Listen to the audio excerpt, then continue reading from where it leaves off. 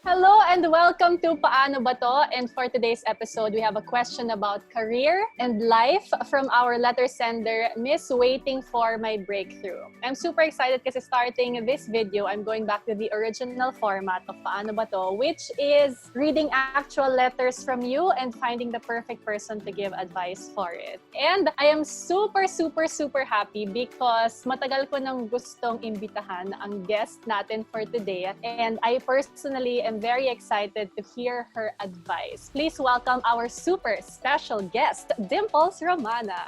Hello everyone! Hi, Bianx! I can't believe I'm actually on Paano ba to? I have been thinking about it so many years already and I keep thinking, sana imbitahan ako ni Bianca doon sa Paano ba to? Sobra akong kilig. You have no idea. But thank you. You know how much I admire your wisdom. Kaya I'm very excited to give advice on this. Okay, she writes, Dear Paano ba to? I've been working in the company I am in for 12 years na. I've worked my way up the ranks kahit papano, pero pakiramdam ko, hindi pa rin ako nabibigyan ng big break ko. Hard worker naman ako, marunong makisama, nakaka-deliver naman sa quota, pero bakit hindi pa rin dumadating yung big break na yon? Minsan, I feel unappreciated sa job ko, pero syempre, kayod pa rin. Anong dapat kong gawin? Paano ba to? Sincerely, Miss Waiting for My Breakthrough. First, I wanna commend you. Wow, 12 years, ha? Bihirang magkaroon ng ganun katagal na relationship. Sometimes our work relationships are even longer than our personal relationships. And I think that's okay because people choose who they wanna be committed to. Kasi ang time natin is also like money. We decide where to spend it. And it's very important, I think, now more than ever to realize how we should value every second, every minute that we give to a single person or to whichever endeavor that we choose no in life. And ako kasi ever since parang iniisip ko because we were not born with so much, no? And I would always tell the story of how my family really, went through the battle of cancer for my sister who had passed on, how my papa also passed away at the age of 41, and how I began my career as an artista in ABS-CBN since I was 12 years old, and now that I'm 35. Lagi kong kinikwento yan. And ako kasi parang natutunan ko the value of time very early on because of those losses. And because of those losses, na-realize ko na I don't have much. And even if I didn't have much money, I felt like everybody had the same time. You have 24 hours, I have 24 hours, and I've always looked at life and people the same way. I look at them equally. I have no, she's better, I'm better. I have no concept of that kind of competition within people. And hindi rin kami siguro pinalaki na to want more than what we are given because nga of the things that we had gone through when we were younger. Because natutunan ko yun maaga, I don't ever quantify yung mga bagay na pinapanalo at hindi ko pinapanalo. I don't look at things na, ay, ito mas, ito hindi. Wala akong ganon. I've always respected my path and my journey. I don't quantify my successes through the many years I have worked. I think it will be quite unfair for yourself if you feel like, bakit ganon? Lagi na lang ganito. Bakit dito lang ako sa tabi? But I don't have this spotlight. Dapat ito ang meron ako. Pero bakit wala? And sometimes I feel like the energy that we put in to those questions will also be the same energy you can put out and say, you know what? Because I don't have this yet, maybe I should work harder. What is it that makes them have that I don't? Am I making sense to you, Bianx? Parang ang thought process ko palagi is to always look at the cup half full. Minsan yung baso ko, hindi naman ganun karami talagang laman. Pero the fact na may baso ako, that means a lot to me. The fact that I am able to acknowledge that there are so many other things I have to change within myself, that there are so many things that I have to take out within myself, then that's a first step. Going through what kind of journey I feel like I deserve. And this changes over the years. Like, alam mo naman, my gosh, Bianx, ako yung poster child para sa question na to. Kasi everybody knows, like, I remember Tito Boy Abunda asking me a question a year before Kadenang Ginto happened. I can't remember the exact question, but he was asking, Dims, okay lang bang itanong ko to? Di ba si Tito Boy may ganon? Parang, okay lang ba behind the scene? And I said, Tito Boy, there's no question I am ashamed of answering. And he said, Dimps, anong nararamdaman mo pag yung mga kasabayan mo, nandoon na sila? And to an effect, I am still here. I am still enjoying what is given to me. And I think I remember telling Tito Boy na, Tito Boy, wala kasing puwang sa puso ko ng inggit. Wala ding puwang sa puso ko ng paghahanap. Kasi minsan, hindi pa nga inggit yung paghahanap lang. Of course, I'm not sure kung saan pinanggagaling yung sa letter sender natin. But I always feel like lahat ng tao, lahat ng concerns natin, including hers, ay valid. Kahit sabihin mo pa na, di okay lang yan, darating din yung panahon mo, hindi ganun kadaling sabihin yon sa isang taong grabe na ang pinagdaanan at pinagtatrabahuhan para sa goal niya. And I don't think it's ever proper to say na, you're feeling this way and you shouldn't feel that way because hindi mo dapat nararamdaman yun. Buti nga ganito, diba? Kasi minsan, yun yung pinakamasakit marinig Pero ako kasi, iniisip ko palagi na dapat hindi ako maapektuhan sa mga ganong klase ng pressure because we are all walking different paths. I'm walking this path and maybe we are side by side. Sa mga pinagdadaanan ko, siguro mas mabagal ako, pero okay lang yun. Ako kasi, Bianx, ang lagi kong iniisip, kahit gaano kabagal ang path mo towards your goal, kung ano man yung goal na yun, kasi feeling ko ang goal is ever-changing Minsan, di ba, na-achieve mo na yung goal na yun, akala mo you'll stop there, pero hindi. Meron ka pa palang mas gusto pang iba. So, I feel like, for our letter sender, coming from what I went through, appreciate the little things that are happening with you now, because the victory is even sweeter when the lows were really, really dark and low. Kasi yung light naman, makita mo naman yan, Bianx, kapag madilim na madilim. Pag nararamdaman ko na, ay, hindi pa ako enough, hindi ako pinili. Kasi marami akong beses, Bianx, hindi ako pinili. Pero parang nakirot ako. Tapos after a while, iisipin ko, hindi pa siguro ayon. Hindi pa siguro ito ang panahon para sa akin. At nung dumating naman yung panahon, Bianx, hindi ko naman na-realize na yun na pala yung panahon. Kasi nga, natutunan ko nang yakapin kung ano yung pinagdadaanan ko bilang isang tao. Nung dumating ako dun sa pagkakataon na, hala, parang mas may ipon na kami ngayon na, hala, parang, kaya medyo naiilang ako pagka nun dati sa kadena. Yung Miss Dips, ba't di ka nakapula ngayon? Di ko na-realize, hindi siya parang conscious sa akin. Kaya dun sa letter sender natin, what I would do before when I felt like I wasn't good enough for anything, I always prayed and I always looked up and said, Lord, sige tatabi muna ako kung pakiramdam mo hindi pa para sa akin. Siguro, ang iniisip ko nga, baka merong mas malaki para sa akin, di ba? Alam mo yung sa mga raffle, Bianx, yung pag hindi ka nananalo sa Manila Prize, parang iniisip mo, okay lang yun. So ako kasi, I have waited 23 long years, Bianx, to have that kind of stability. I never wanted to be sikat. I've always just wanted to be respected in an industry where I gave 2 decades of my life to. And that was enough for me. The respect alone was enough for me. I never really yearned for admiration because I felt like it was fleeting. What I want is for people to realize that all throughout those years, I have been loyal to this industry and I have given what I could give. And I think for a letter sender, it would help if she appreciated the fact that she has been with that company for 12 years and she has given everything that she could give.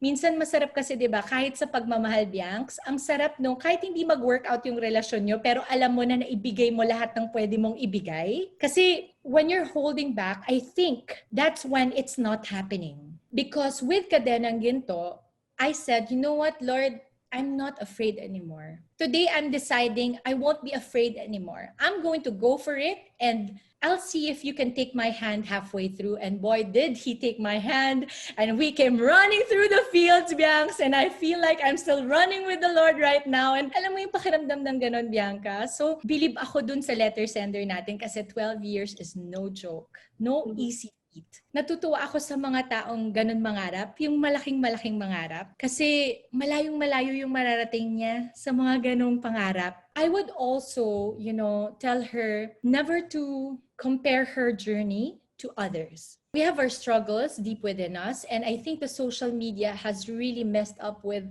a lot of how we think, especially nowadays. Just because you feel like they have the perfect life doesn't mean it's true. They could have a medyo perfect life, but of course, hindi masyado kasing pinopost yung mga ugly facts natin sa buhay, diba? Right now, I would, advise for our letter sender to dig deep and see her own truth.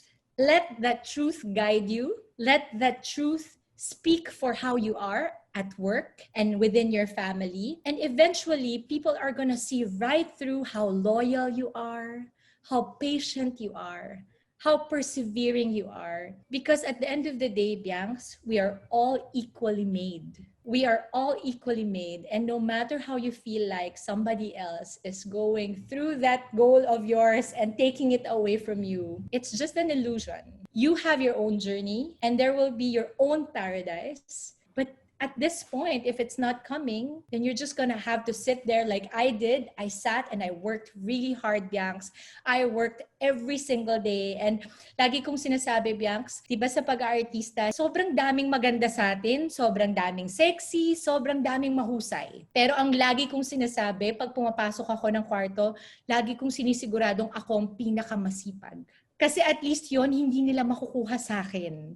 At least yon pwede kong ipagmalaki na, ay hindi po ako talaga ang pinaka-sexy. Hindi rin po akong pinakamaganda. Hindi rin po akong pinakamabilis sa journey na ito. Pero akong pinaka-matiisin. Ako ang hindi indahin. Ako ang magtatagal sana dahil pinipili kong tumayo kung saan lang ako dapat pinapatayo. I'm a good follower, Biancs. I follow whatever the path gives me. And if the path tells me, not yet, then I will wait. Alam mo, Biancs, I remember there was this one lighting director of ours who called me long time ago and said, Dims, alam mo, muntik ko lang sagutin yung kausap ko sa grocery. Nakita niya na parang pinapanood ko something like our show, The Greatest Love. And sabi niya, tingnan mo si Dimples, sayang no? Ang galing naman niya, kaya lang lagi na lang siyang best friend. Alam mo, Biancs, iniisip ko talaga, if I took offense during that time, it's going to mess with my head and I won't be able to function like the usual. At hindi ko maaabot yung mga pangarap ko kung lahat na lang ng bagay na hindi magandang sasabihin sa akin ay ikakasama ng loob ko. Kaya ang iniisip ko, pag sinabi nila yun, alam mo sabi ko na lang doon sa lighting director namin, ay kuya sabihin mo, nakapagpatayo ako ng bahay sa mga best friend roles na yan. Kaya lahat ng pwedeng best friend role na pwedeng kukuhanin, okay lang yun. Kahit araw-araw pa ako maging best friend, okay lang yun. Alam mo yun, Biancs, we all have different paths and one should never be able to compare our path to the others because iba-iba yung pinagdadaanan natin. Iba-iba tayo ng gusto, iba-iba tayo ng galing, iba-iba tayo ng husay. Kaya I would advise our letter sender na ipagdadasal ko talagang dumating na yung panahon mo na talagang ma-promote ka at makuha mo yung gusto mo talaga for many years. But at the same time, I would also pray that you will have a heart that is patient, a heart that will embrace every single thing that is beautiful in your journey right now. Because believe me, when the time comes that it's going to be a breakthrough for you, it's going to be so much sweeter, Biancs. Mas matamis ang tagumpay pag sobrang sakit at hirap ng mga pinagdaanan mo. Diba, Biancs? May mga sense ba yung sinabi ko sa'yo?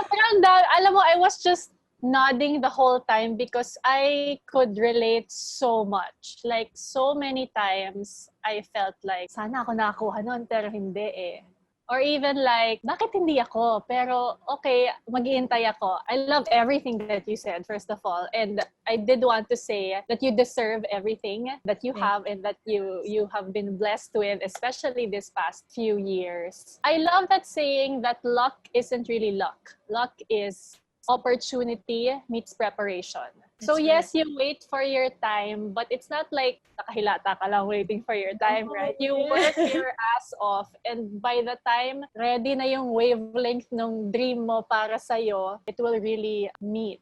And nice how you said that, Biancs. I just want to highlight that I've always wanted to feel like I deserved the blessing that was coming. I wanted to be able to say when the blessing comes that I worked really hard for this blessing. That it didn't just come to me just because. I super agree. Like you said, mas matamis, mas masarap yung pinaghirapan mo and you deserved it or at least you worked for it rather than biglang uy, nandyan. Pero okay din yun. Okay din naman yung mga sulpot-sulpot. Alam mo, sa totoo lang, hindi pa ako naka-try ata ng blessing na parang biglang sumulpo. I like to think I have a very personal relationship with the Lord. I wouldn't say I'm religious. Siguro na develop ko rin over time. Kaya yung mga anak ko lagi kong sinasabi, you know, you can call on to the Lord anytime. You don't have to have like a certain time for you to pray. A prayer can happen all day. You can just ask the Lord and really talk to Him. And ako, nakasanayan ko yun, Bianx, yung, kunwari pag napapagod ako, eto no joke pagkadena kasi sobrang dami kong eksena, so sasabihin ko, Lord, alam mo, pagod na pagod ako, siguro naman nararamdaman niyo may pagod ko.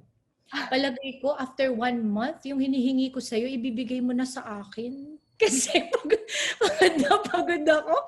Alam mo yun, ako, Bianx, ang lagi kong goal, lagi kong sinasabi sa mga anak ko, anak, if you are given talents and skills and all the gifts that are coming from the above, ang goal ko is when I go up, and I hope to go up there, and you know, when life is finished and I'm able to talk to my Creator will not be able to tell me na, ikaw hindi mo ginamit yung binigay ko sa'yo dami kong binigay, hindi mo ginamit. Ang goal ko talaga, sa ko sinasabi, Lord, masasabi ko sa'yo, every inch of what you have given me, I have used. I have exhausted. Feeling ko yun na lang yung pinakabalik ko sa Kanya, Bianx. Kasi wala naman akong maibibigay sa Diyos na hindi naman Kanya, di ba? So ako lagi kong iniisip kung ito yung pagkakataon na dire-diretso ko magtrabaho and through my work, I get to help other people as well. This could be my way of giving back to the Lord and say, you have taken care of me, my whole family, and that's true, Bianca, because never has He let us down. Even through the tough times, I have never felt like we were alone through it. I always felt like He was just, you know, making us stronger, and He was just making sure that we were tough enough for what we were about to go through again. Minsan, di ba, iniisip natin, lalo ako, hindi naman kasi kami lumaki ng maraming pera, Bianx Ngayon, pag meron akong enough na ipon, okay na sana. Kaya lang iniisip ko, parang masyado pa akong bata para tumigil magtrabaho. Parang masyado pa akong bata para hindi isipin na baka meron pa akong maitutulong at matutulungan. At kung yun yung paraan na yun, sige-sige pa, di ba? Dire-diretso lang ng trabaho para naman kahit papano maibalik natin, lalong-lalo na sa mga taong tumulong sa atin along the way. I feel like this is the perfect opportunity for all of us, for most celebrities to be able to give back to the same people who put us here, di ba?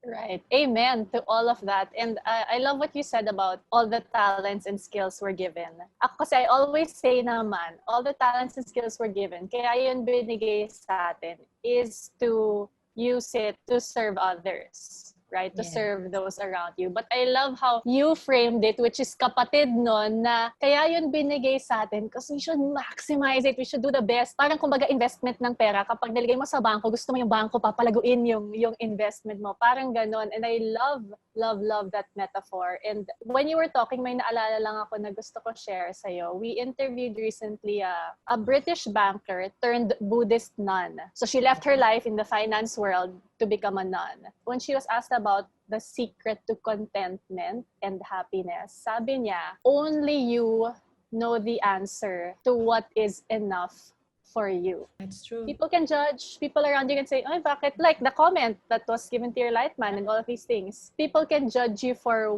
where you're at, but ikaw lang naman makakasagot na, okay na ako dito, masaya ako dito, and I'm content. Hindi ko alam mo, Bianca, sa totoo lang, hindi ko nga na-realize yung mga tanong na, hindi ko kasi alam kung paano sasagutin. Kasi feeling ko yan yun. Nung tinatanong sa akin, happy ka ba kung nasan ka, Dimps? Ito na ba yung gusto mo talaga? Tapos inisip ko, sabi ko nga kay Tito Boy noon, Tito Boy, alam mo, gumigising ako sa umaga, tapos masaya ako. Buo yung pamilya ko, walang may sakit sa amin. Yun palang napakalaking blessing na. And I feel like whatever comes after that is already a bonus for me. I totally agree. Super mega to the max. Thank you, Dimples. Grabe, ang daming nahulog na prutas ng wisdom again from the tree. Thank you. Super thank you. And for Miss Waiting for my breakthrough, ayan, busog na busog. Sana nag-take notes ka from Dimples' advice. Salamat. At congratulations sa Paano Ba To for inspiring so many people like me. And to everyone watching, thank you for watching. Till next time. Bye!